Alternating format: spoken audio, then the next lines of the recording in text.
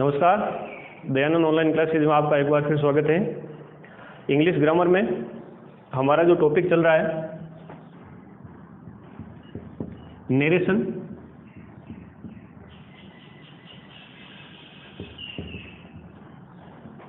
इससे संबंधित हम ए, बी, सी और डी 4 अनुप्रयोग पढ़ चुके हैं। अनुप्रयोग 4 जो था उसमें हमने एक भाग उसका पढ़ लिया था लास्ट वीडियो में कि यदि रिपोर्टेड स्पीच का जो सेंटेंस है वो लेट से शुरू इम्परेटिव सेंटेंस हो तो इसमें हमें 2 टाइप यहाँ हमने देखी थी कि एक तो लेट से शुरू इम्परेटिव सेंटेंस है और उसके पश्चात अस हो, तो इसका हमने लास्ट वीडियो में कैसे होता है उससे क्लियर किया था। और लेट के पश्चात अस को छोड़कर के अन्य कोई प्रोनाउन हो तो हम किस प्रकार से इसका इनडायरेक्ट नरेशन या इनडायरेक्ट स्पीच तैयार करेंगे। तो हम जो सेकेंड पार्ट है अनुप्रयोग डी का उसमें यहाँ लेते हैं, यदि लेट के पश्चात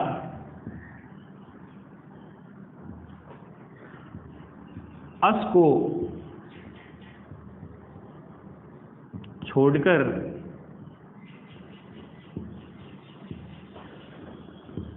अन्य प्रोनाउंस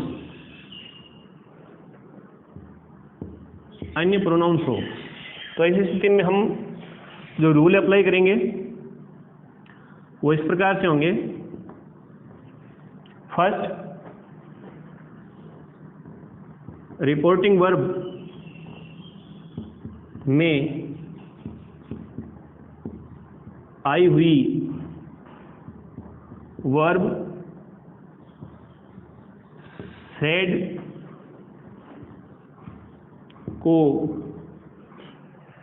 को रिक्वेस्टेड, एडवाइज्ड, ऑर्डर्ड या कमांडेड etc इत्यादि में चेंज कर देते हैं।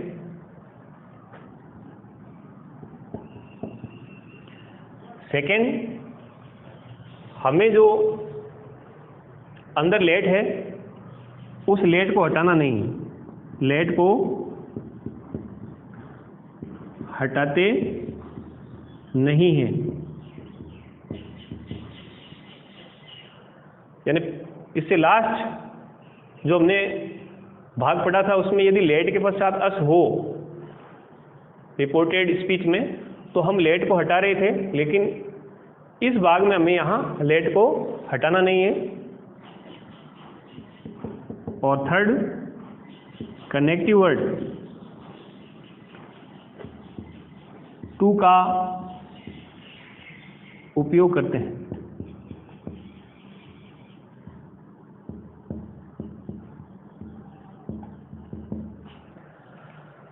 इससे लास्ट वाले में हमने जो कनेक्टिव वर्ड लिया था, लेट से शुरू सेंटेंस है उसके लिए दैट लिया था, लेकिन यहाँ पर कनेक्टिव वर्ड टू ही होगा।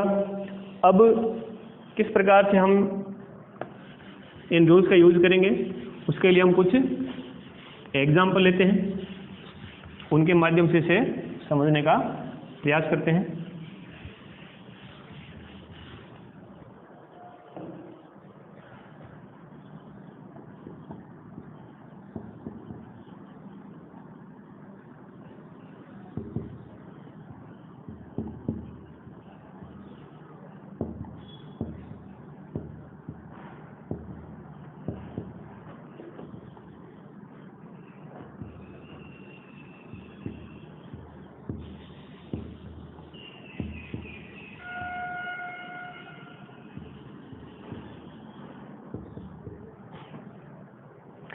सरिता said to me let him go home. तो सबसे पहले हम यहाँ जो रिपोर्टेड स्पीच में सेंटेंस है उसको देखेंगे। हमने देखा कि लेट से शुरू है, और लेट के पश्चात भी हमें यहाँ दो स्थितियाँ देखने की। यदि लेट के पश्चात अस प्रोनाउन के रूप में आया है तो हमें, जो हमने लास्ट वीडियो में 5 नियम पढ़े थे, 5 तरीके पढ़े थे, 5 रूल्स पढ़े थे, उसके अकॉर्डिंग उसे चेंज करना है। लेकिन यहाँ लेट के पश्चात अस नहीं है, उसके पश्चात यहाँ अन्य प्रोनाउन है, तो हमें अभी जो हमारी क्लास चल रही है, जो हमने अभी रूल्स आगे लिखे हैं उनके अकॉर्डिंग इसको चेंज करना है। सरिता सेड टू मी, सरिता ने मुझसे कहा लेट हिम गो होम, उसे घर जाने दो। तो हम लिखेंगे कि सरिता ने रिक्वेस्ट की, सरिता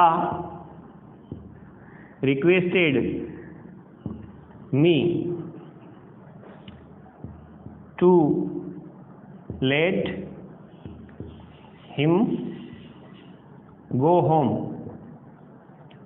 अब अंदर चेंज करने के लिए हमारे पास यहाँ प्रोनाउन जो है वो थर्ड पर्सन है, तो चेंज होगा नहीं।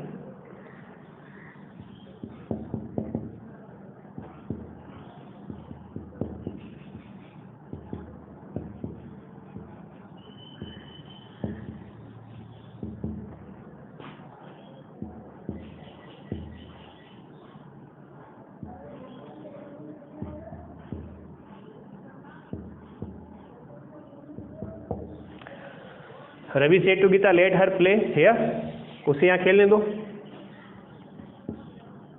तो इनडायरेक्ट स्पीच होगा Ravi advise Geeta to let her play, और हेयर को देयर में चेंज करेंगे।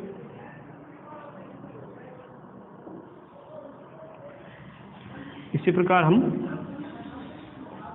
1-2 सेंटेंस और लेते हैं।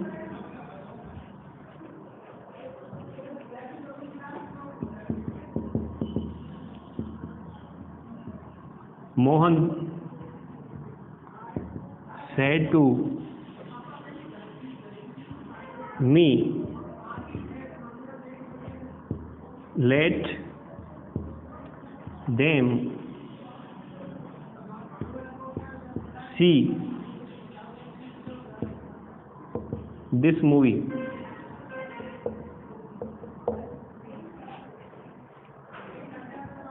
तो इसका इनडायरेक्ट नरेशन होगा Mohan requested me to let them see that movie. तो यह बिल्कुल आसानी है इन रूल्स को अप्लाई करने में। हमें केवल इतना ध्यान रखना है कि लेट के पश्चात यदि अस आया है तो इसके डिफरेंट रूल्स यहाँ लागू होंगे, और यदि लेट के पश्चात अस को छोड़कर कोई अन्य प्रोनाउन आया है तो हम ये जो नियम हमने अभी अप्लाई किए हैं वो यहाँ हम काम में लेंगे। नेक्स्ट इसके आगे हम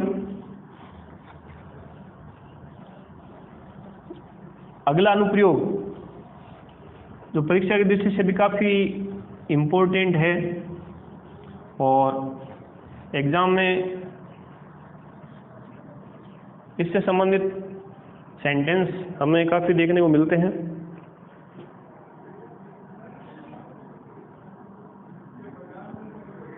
अनुप्रयोग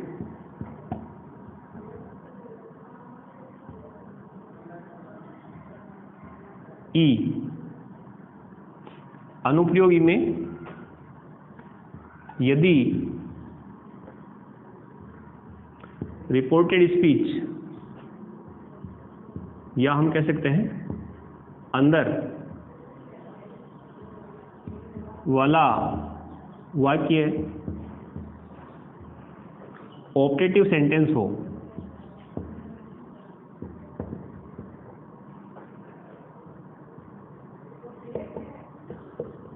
ऑपरेटिव सेंटेंस हो तो हम किस प्रकार से उसका इनडायरेक्ट नरेशन बनाएंगे। ऑपरेटिव सेंटेंस अगर जनरल इनका मीनिंग ले हम तो आशा सूचक वाक्य, तो इसमें भी किस प्रकार से जो रूल हैं वो अप्लाई होंगे। तो फर्स्ट ऑफ ऑल हम इनके रूल्स देखते हैं। रूल्स फर्स्ट में, बाहर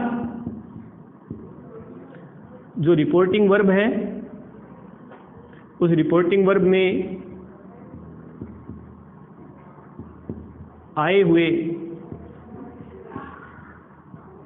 सेड टू को हम विज्ड में, ब्लेज में, कास्ट में और प्रेड etc इनमें चेंज करते हैं। यदि अंदर आया हुआ वाक्य या हम कहें कि जो रिपोर्टेड स्पीच है उसका जो सेंस है वो कामना करते हुए सेंटेंस के रूप में है, कामना की गई तो हम विश लिखेंगे सेड टू को। अगर उसमें आशीष या आशीर्वाद हमें प्रतीत होता है तो हम बाहर आए हुए सेड टू को ब्लेस में लिखेंगे। यदि हमें लगता है कि उसमें शाप दिया गया है, कोसा गया है, तो हम सेड टू को कर्स्ड में लिखेंगे। और यदि हम ये देखेंगे कि उस सेंटेंस में कोई प्रार्थना की गई है तो हम सेड टू को प्रेड में चेंज करेंगे। इसके पश्चात दूसरा काम होता है हमारा कनेक्टिव वर्ड लगाना। कनेक्टिव वर्ड यहाँ आपको दैट यूज में लेना है, यानी कनेक्टिव वर्ड दैट आएगा। फिर तीसरा काम कि इस प्रकार के जो सेंटेंस है उनका जो स्टार्ट है वो में से होता है। आगे एग्जाम्पल हम लेंगे तो और समझ में आ जाएगी बात। जो मॉडल में है उसके द्वारा इन सेंटेंस का स्टार्ट होता है, तो मैं को हमें माइट में चेंज करना है क्योंकि टेंस चेंज होगा। और इसके लास्ट में विस्मयबोधक चिन्ह लगा रहता है जिसे हम इंटरजेक्शन मार्क कहते हैं। तो उस विस्मयबोधक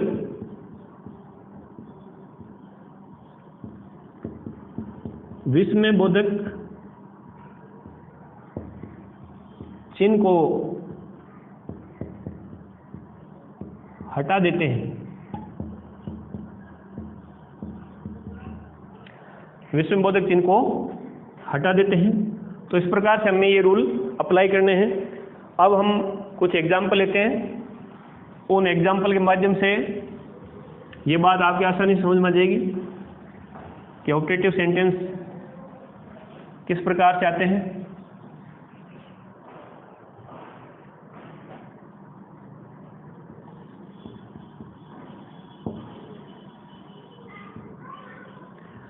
जैसे हम वाक्य लेते हैं,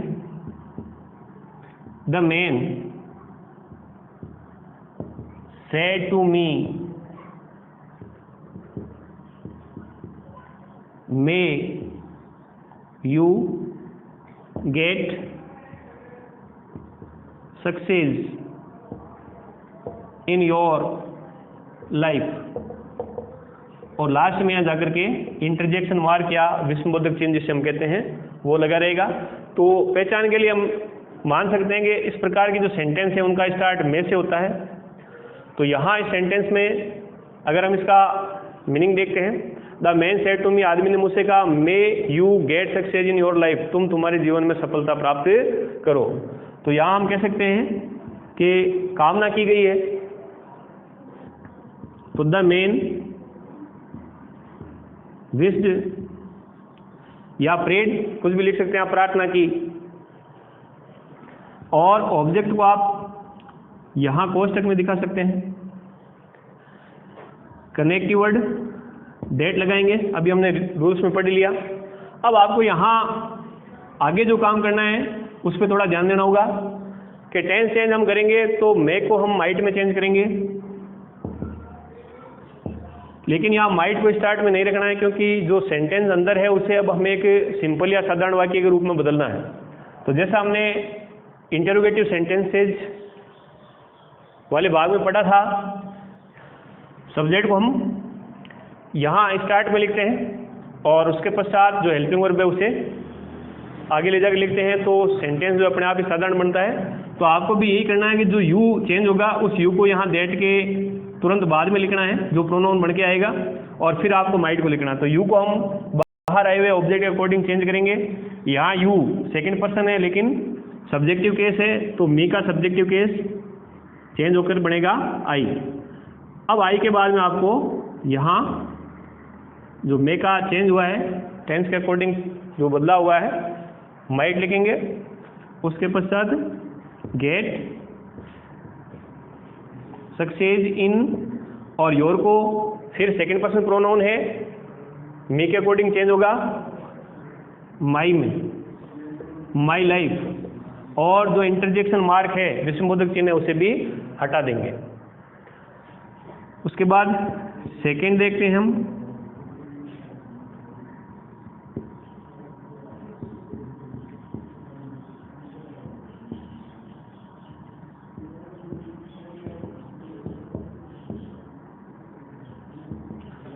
The poor woman said to me, may you go to hell. बेचारी औरत ने या बूढ़ी औरत ने या गरीब औरत ने मुझसे कहा may you go to hell, तुम नरक में जाओ। तो इस सेंटेंस का जो अनुवाद है उससे सीधी सीधी बात है कि यहाँ पर जो है कुछ दुराशीष दी गई है, तो हमें इस सेटू को कर्ज में चेंज करना है। तो इनडायरेक्ट नरेशन होगा द पुअर वुमेन कर्ज मी, और इसे आप कोष्ठक में दिखा सकते हो दैट। फिर यू को मी के अकॉर्डिंग चेंज करेंगे, आई में चेंज होगा और मे का माइट बनेगा। उसके पश्चात आगे हमें जो लिखना है वो हम लिखेंगे that I might go to hell, और इंटरजेक्शन जो मार्क है वो भी इसमें से हम हटा देंगे।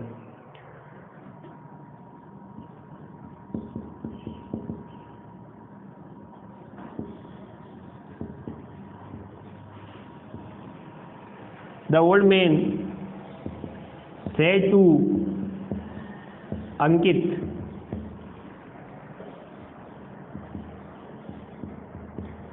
may you live long, may you live long, तुम्हारा जीवन काल लंबा हो।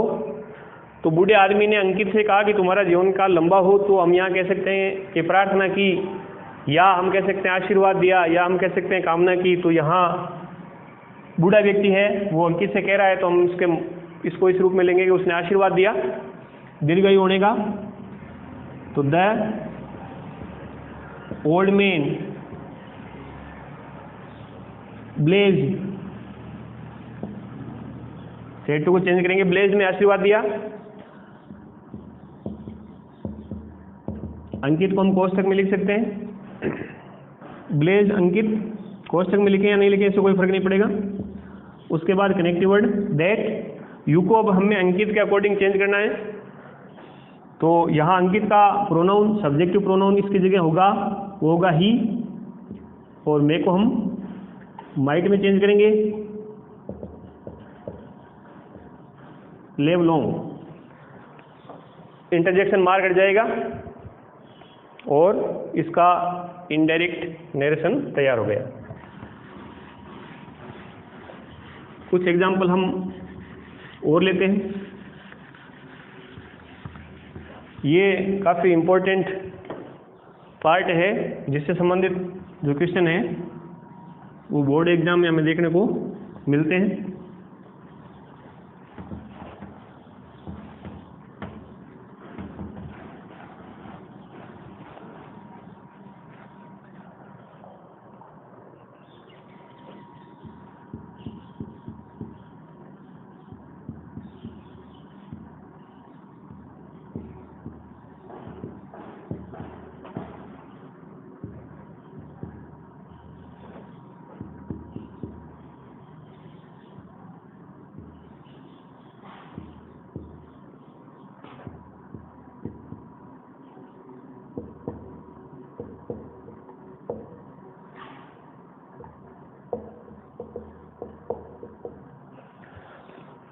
Mahesh said to me, Mahesh ने मुझसे कहा may you be successful in your life, तुम तुम्हारे जीवन में सफल बनो। तो यहाँ हम कह सकते हैं कि महेश ने मेरे लिए प्रार्थना की। महेश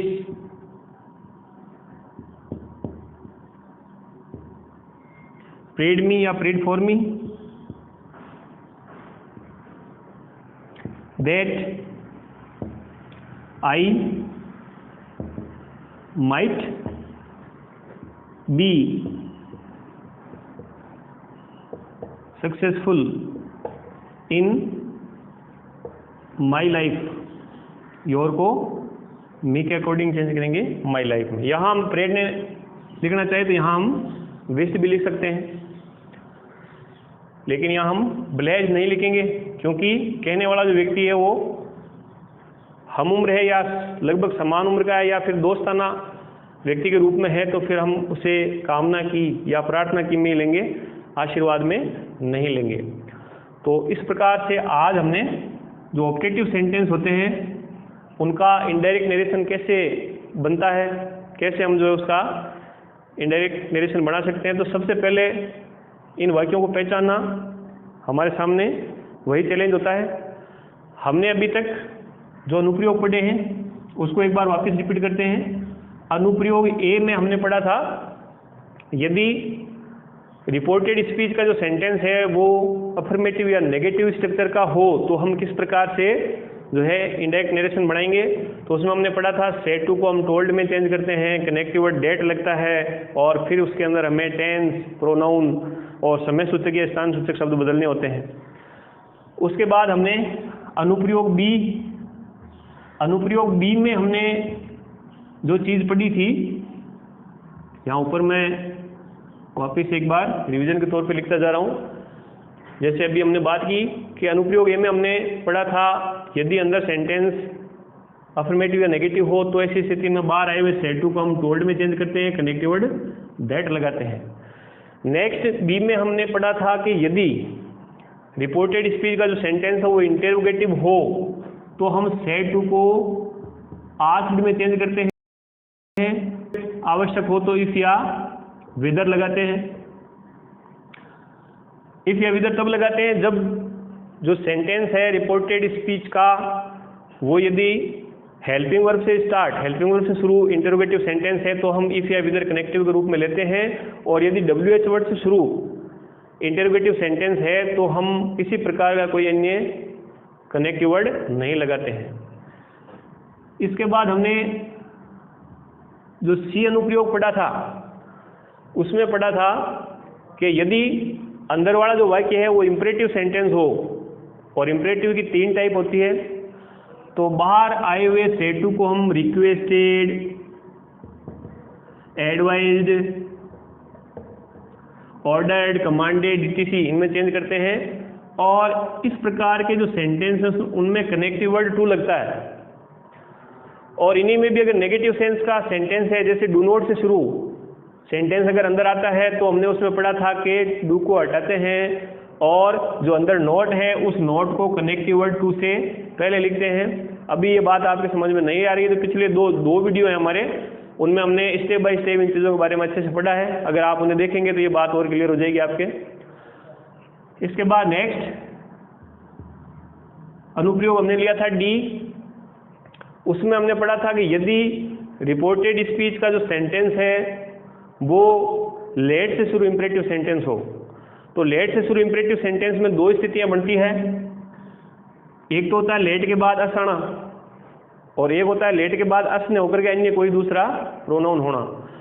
तो लेट के साथ अस जब आता है तो उसमें स्थितियां अलग होती है। उस समय हम सजेस्टेड, सेड टू को सजेस्टेड और प्रोपोज्ड में चेंज करते हैं, कनेक्टिव वर्ड हम दैट लगाते हैं, और उसमें और भी कई रूल अप्लाई होते हैं। हमारा पिछला जो वीडियो है उसमें ये बड़े अच्छे से आपको बताया गया है, उसे आप देखेंगे और क्लियर हो जाएगा। फिर इसके बाद इसी में जो सेकंड भाग है कि लेट के पश्चात अस ने होकर के अन्य कोई प्रोनाउन हो तो हम किस प्रकार से रूल अप्लाई करेंगे, वो आज हमने अभी स्टार्ट में पढ़ा था। उसके अकॉर्डिंग हमें बाहर आए हुए सेड टू को रिक्वेस्टेड, एडवाइज्ड, ऑर्डर्ड कमांडेड इत्यादि में चेंज करना होता है, और कनेक्टिव वर्ड इनमें भी टू लगता है। इसके बाद नेक्स्ट ई अनुप्रयोग जो है वो आज हमने अभी यहाँ पढ़ा है कि यदि रिपोर्टेड स्पीच या अंदर वाला जो वाक्य है वो ऑप्टेटिव सेंटेंस हो, तो ऑप्टेटिव सेंटेंस की पहचान कैसे होगी कि इनका जो स्टार्ट है वो लगभग में से होता है। कई बार ये देते नहीं है, जैसे may you go to help, तो कई बार ये दे दिया जाता है गो टू हेल्प, तो इसका भी हमें ये अर्थ लेना है कि इसके आगे मे यू लगा हुआ है, तो उसके अकॉर्डिंग हम उसे ऑप्टेटिव सेंटेंस मानते हुए इसको जो नियम बताए गए हैं उनके अनुसार चेंज करेंगे। तो आज की क्लास में इतना ही। नेक्स्ट आगे भी और नरेशन पार्ट में कई चीज़ें हैं जिनके बारे में हमें अच्छे से पढ़ना है। आप लगातार हमारी जो क्लास है उनके साथ बने रहिए, और निश्चित ही आपको इससे फ़ायदा होगा। जो बच्चे हैं वो इस समय में काफ़ी अच्छा इसका फ़ायदा उठा सकते हैं। इसी आशा के साथ जय हिंद, जय भारत।